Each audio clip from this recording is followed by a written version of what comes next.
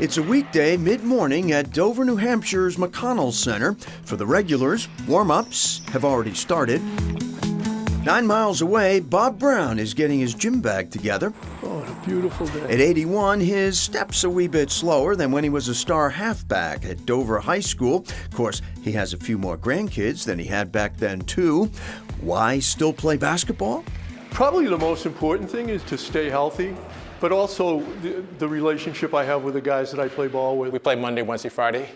He's sometimes here all 5 days. He's practicing, just perfecting his shot. You know, after 60-something years or 70 years of playing basketball, he's still working on his technique.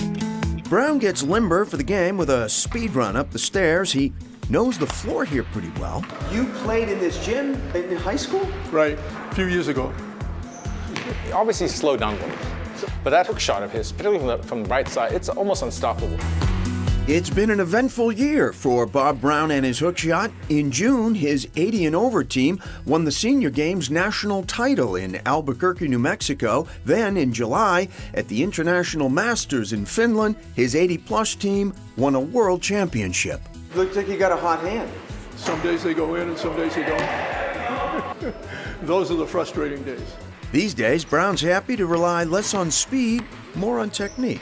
The hook shot he takes, even the young people, if he once in a while gets paired up with them, have a tough time with it because they don't even know what a hook shot is. Hey, it's whatever works for Bob Brown, who at 81 and a world champ has no plans to take a seat. There aren't many my age playing ball, so the competition kind of thins out as, as I get older. We do better every year. Consider the high-placed but eternally humble Weathervane. Dependable, practical, proud. One caught our eye in Rochester, New Hampshire, sitting atop the Monarch School of New England, which serves children with severe disabilities. When you're building a wedding cake, for example, you're looking for that perfect topping that's really going to signify the bride and the groom. And we thought, what better thing to put on the top of our school than to have a weather vane that has a butterfly on it. We found the Monarch's maker 30 miles south in Hampton, New Hampshire. Weather vane can take anywhere from a few days to almost a month to make. I've made some pretty complex pieces, but they average take about 30, 40 hours to make some of my full body pieces. Over the last few decades or so, Don Felix figures he's made more than 1,000 weather vanes. Many are shipped elsewhere. Others have nested closer to home, like the gull on top of next-door Seabrook's Town Hall. Seeing the details of his work up close, you realize what's not seen once these are 50 feet or so in the air. At one point I made a reproduction of the Cog Railway. As far as I know, it's still in the museum up there. They were going to put that on the roof, but they didn't want it once they got it. Most weather vanes today are mass-produced. Felix still makes his by himself with his own handmade tools and a roll of metal. Some of these pieces, for me to be able to look at it and say that I did this, there's nothing better than that. Like handmade weather vanes, small independent bookstores are increasingly hard to find, and once closed, rarely reopen. Meet an exception. There's a little over 20,000 books here that are cataloged. We had 250,000 magazines back in the old shop in Boston.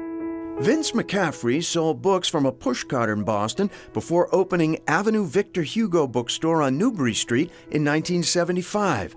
It closed in 2003. In 2016, McCaffrey and his wife Thais joined their daughter and her family here in Lee, New Hampshire, where a next-door barn perfectly held all of the old store's books, and a new store was born. I love New Hampshire. I've been taking my kids up here for forever, so the state was already in my head, and so it was natural. The store is full of experienced vintage books, but McCaffrey makes some unique distinctions about history here. I love museums, but this is not a museum because basically it can be yours. You can take any part of this out with you. You can take it home and read it and bring it back, and it's not like a library because you can keep it. There may be as many folks around here now bringing books in to see if McCaffrey has interest, but then some books you could buy or bring back out are pretty amazing. 1,500. Yes. Demosthenes, that's what this is? Yes, the orator and philosopher. Books had only just started being printed less than 100 years before this from Gutenberg. Is this for sale in here? Well, it will be. I have to do more research on it. There's not that many people read Latin.